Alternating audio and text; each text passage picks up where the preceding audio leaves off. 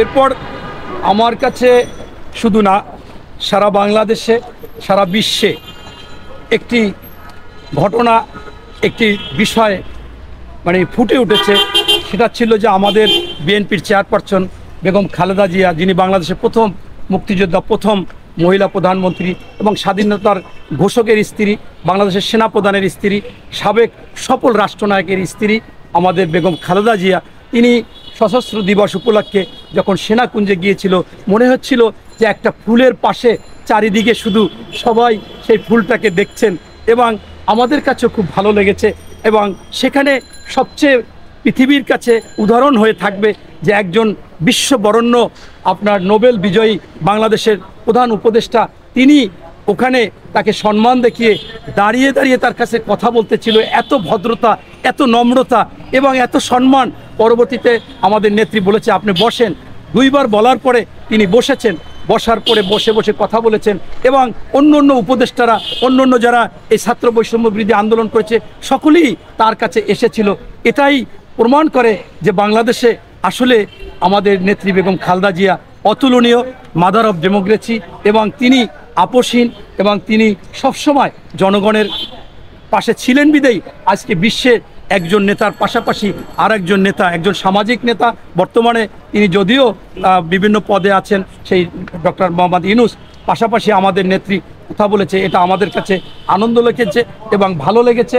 বিশ্বের ইতিহাসেও এটা একটা উজ্জ্বল একটা নক্ষত্রের মতো একটা ইতিহাস হয়ে থাকবে। এরপরে আপনারা একটা প্রশ্ন করেছেন, সেটা হচ্ছে যে সংস্কার নাকি নির্বাচন।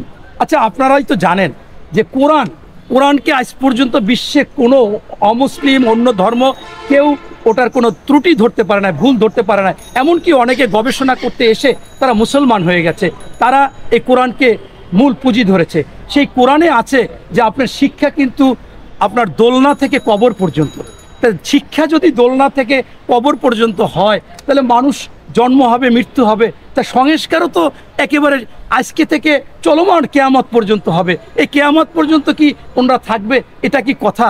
আমি আপনাদের মাধ্যমে স্পষ্টভাবে সবিনয় এই অন্তর্বর্তীকালীন সরকারদের কাছে বলতে চাই, আপনারা কি বাজার দর নিয়ন্ত্রণ করতে পেরেছেন? আপনারা কি আইনশৃঙ্খলা এখনও নিয়ন্ত্রণ করতে পেরেছেন? আপনারা কি প্রশাসনে ঘাপটি মারা সেই ফ্যাসিস্টের দোসররা আছে সেখান থেকে সরাতে পেরেছেন? এই আলী ইমাম মজুমদার কে? আপনার এই যে সরোয়ার যে আসলো, উনি ফারুকি কে? এরকম আপনারা আগে যদি সংস্কার চান, প্রথমেই আপনাদের মনে হয় উপদেষ্টা পরিষদের সংস্কার করলে 60% সংস্কার হয়। ওখানে ওনারাই আজকে শুধুমাত্র বিভিন্ন ধরনের এই ষড়যন্ত্র করতেছে। আপনি দেখেন যে 9 বছরের এরশাদের সেই স্বৈরাচারী ঝঞ্ঝট, আপনার একজন বিচারপতি আসলেন শাহাবুদ্দিন সাহেব, এসে 3 মাসে সারা বাংলাদেশ নিরপেক্ষ করে ফেললেন। সারা বাংলাদেশে প্রশাসন বলেন, আইনশৃঙ্খলা বাহিনী বলেন, সব কিছু ঠান্ডা করে ফেললেন। এবং 3 মাস পর একটা নির্বাচন দিয়েছে, যা বাংলাদেশে না সারা বিশ্বে গ্রহণযোগ্য।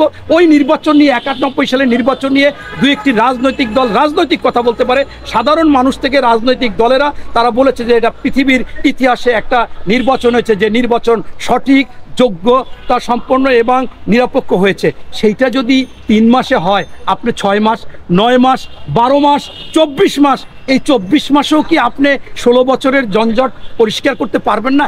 এটা কি কথা?